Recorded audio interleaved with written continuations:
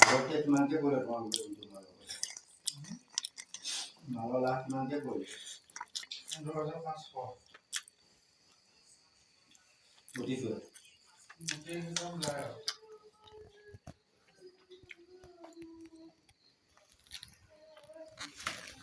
আগতে দুটা বেছিছিলে